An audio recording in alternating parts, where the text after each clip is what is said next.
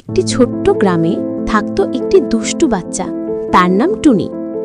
টুনি সবসময় দৌড়াদৌড়ি করত, খেলতো আর সবাইকে হাসাতো। একদিন বিকেলে টুনি বনের পাশে খেলতে খেলতে হঠাৎ ঝোপের ভেতর ঠাস করে একটা শব্দ শুনল। টুনি ভয় পেল না, ও তো খুব সাহসী ছেলে। সে চুপচাপ ঝোপ সরাতেই দেখল একটা পেতনি। কিন্তু পেতনিটা খুব হাসি খুশি আর পেটু, একদম কার্টুনের মতো। পেতনি বলল, ওর বাবু, আমি ভয়ঙ্কর না, আমি খুব ক্ষুধার্ত, কিছু খাবার আছে? টুনি মুচকি হেসে নিজের ব্যাগ থেকে বিস্কুট বের করে দিল। পেতনি খেতে গিয়ে এত জোরে হাঁচি দিল যে ধরাম একটা গাছ কাঁপতে লাগলো, আর ওপরে থাকা পাখিরা সব উড়ে গেল। টুনি হেসে গড়াগড়ি,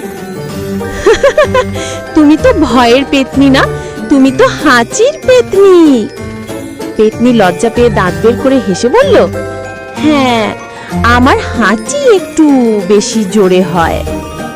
তারপর পেতনি টুনিকে বলল, আমি জাদু জানি, চলো তোমাকে মজা দেখায়। পেতনি হাত নাড়তেই টুনির জুতো টক টক করে নাচতে শুরু করলো। টুনির ব্যাগ লাফাতে লাগলো, আর একটা ছাগল তো বাবু নাচড়াম নাচ করছে। টুনি হেসে হেসে বলল, বাহ, তুমি দারুণ, কিন্তু আমাকে বাড়ি যেতে হবে। পেতনি বলল, চলো আমি তোমাকে উড়িয়ে বাড়ি পৌঁছে দেই। একটা রঙিন জাদুর বল তৈরি হলো। টুনি তার ভেতরে উঠে বসলো। বলটা ধীরে ধীরে উঠতে লাগলো। টুনি হাত নেড়ে বলল, বাই পেতনি আপা। বাড়ি পৌঁছে টুনি তার মাকে বলল, আজকে একটা পেতনি দেখেছি। মা বলল, আবার বানানো গল্প?